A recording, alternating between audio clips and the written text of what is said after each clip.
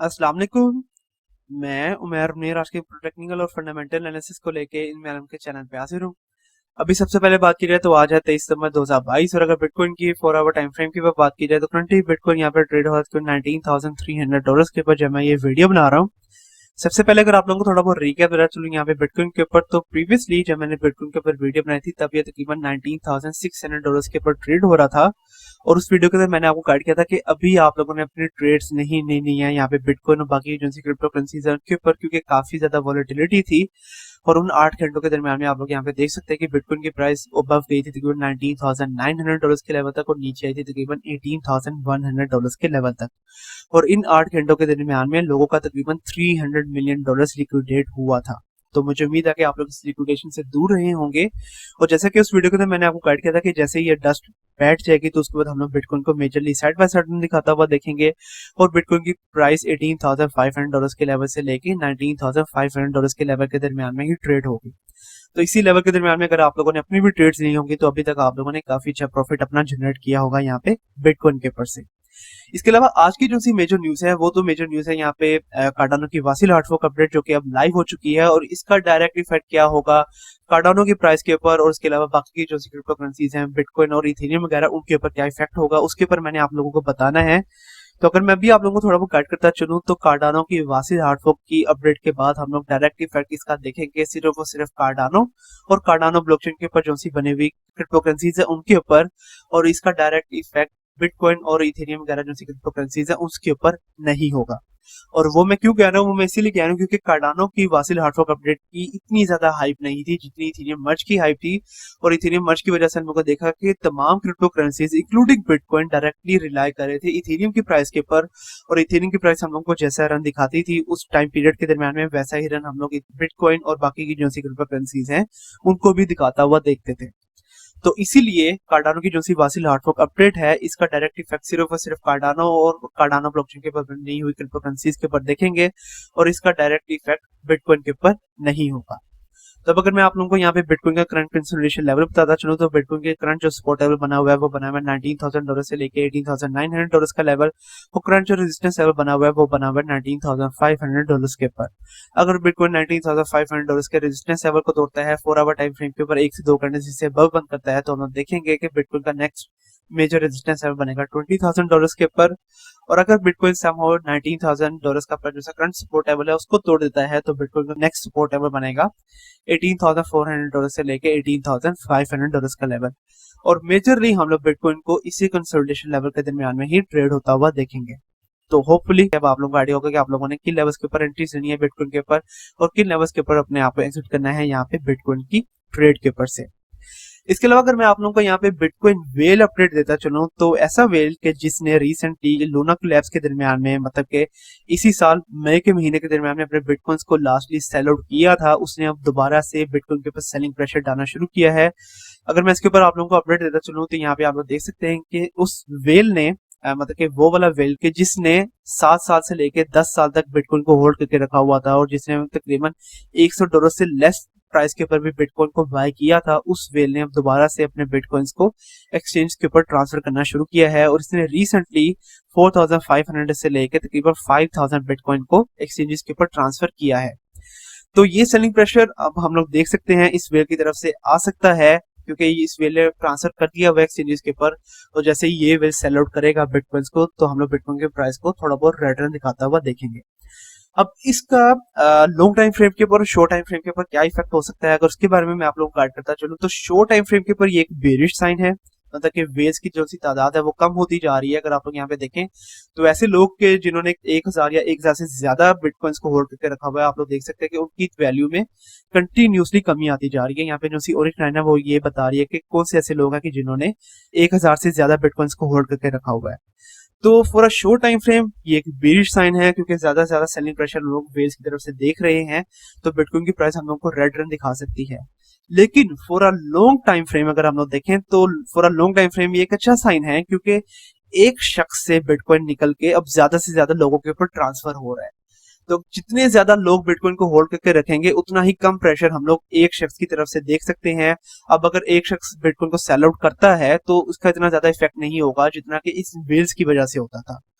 तो again for a long time frame ये एक अच्छा साइन है। जैसे कि मैंने प्रीवियस वीडियो के अंदर आपको गाइड किया था कि अगर आप लोगों को बिटकॉइन $18,500 या $18,500 से नीचे भी मिल जाता है, आप लोग इसको बाय कर सकते हैं और इस तरह से आप लोग लॉन्ग टाइम फ्रेम के ऊपर अपना काफी अच्छा प्रॉफिट जनरेट कर सकते हैं। अब अगर आगे चलते चले और अब अगर यहाँ पे बात करते चले इथेरियम के वेल्स के ऊपर, तो जब से इथेरियम का मर्ज लाइव हुआ है तब से हम लोग देख रहे हैं कि इथेरियम के जो से वेल्स हैं उनकी भी तादाद में कमी आती जा रही है।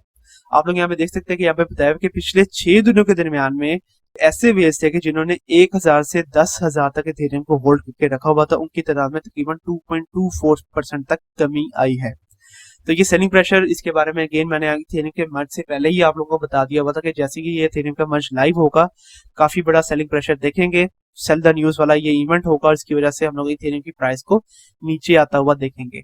तो सेलिंग प्रेशर ये वाला अभी भी कंटिन्यू है और इसकी वजह से हम लोग अभी भी इथेरियम की प्राइस को अगले चंद हफ्तों तक भी थोड़ा बहुत रिटर्न दिखाता हुआ देख सकते हैं।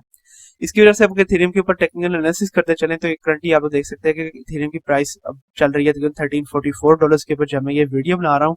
रिसेंटली इसके ऊपर भी काफी ज्यादा वॉलेटिलिटी हम लोगों ने देखी और इसकी वजह से भी काफी ज्यादा लोग लिक्विडेट हुए होंगे अगर उन्होंने ट्रेड्स ली होंगी इन 8 घंटों के दरमियान में यहाँ पे इथेरियम के ऊपर से।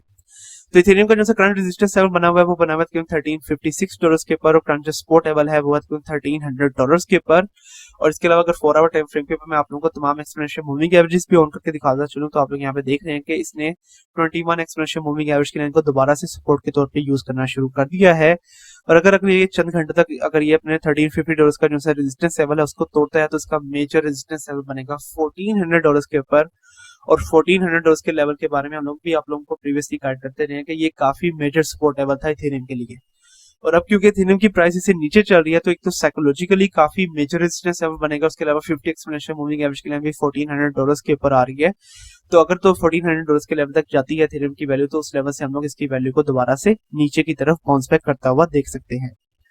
तो अब अगर इथेरियम के ऊपर मैं आप लोगों को एंट्री पॉइंट्स के बारे में बताता चलूं तो करंट एंट्री पॉइंट आप लोगों का इथेरियम के ऊपर बनेगा तकरीबन $1330 के ऊपर और आप लोगों का एक्सिट टारगेट हो जाएगा तकरीबन $1375 के ऊपर। लॉन्ग टाइम फ्रेम के ऊपर level by level entry points अगर आप लोगों को बताता चलूं तो आप लोगों के level by level entry points Ethereum के ऊपर बनेंगे तकरीबन $1330 के ऊपर, उसके बाद $1300 के ऊपर और अगर इसकी वैल्यू नीचे आ जाती है तो फिर तकरीबन $1260 के ऊपर। और आप लोगों के लॉन्ग टाइम फ्रेम के ऊपर एक्सिट टारगेट हो जाएंगे तकरीबन $1350 और उसके अलावा $1400 के ऊपर। और इस तरह से आप लोगों ने अपने एक्सिट पॉइंट्स लेके अपने प्रॉफिट्स जनरेट करने हैं यहाँ पे इथेरियम की प्राइस के ऊपर से। और क्योंकि इथेरियम की प्राइस $1400 के नीचे चल रही है और अभी भी हम लोग एक सेलिंग प्रेशर दे सकते हैं इथेरियम की वेज की तरफ से, तो अभी भी मैक्सिमम चांसेस हैं कि हम लोग इथेरियम की प्राइस को $1200 के लेवल तक आता हुआ देखेंगे। तो इस लेवल के ऊपर अगर आप लोग अपनी एंट्रीज ले लेते हैं सपोर्ट के ऊपर तो आप लोग लॉन्ग टाइम फ्रेम के ऊपर अपना काफी अच्छा प्रॉफिट जनरेट कर सकते हैं इथेरियम के ऊपर से। और अब अगर आगे चलते चलें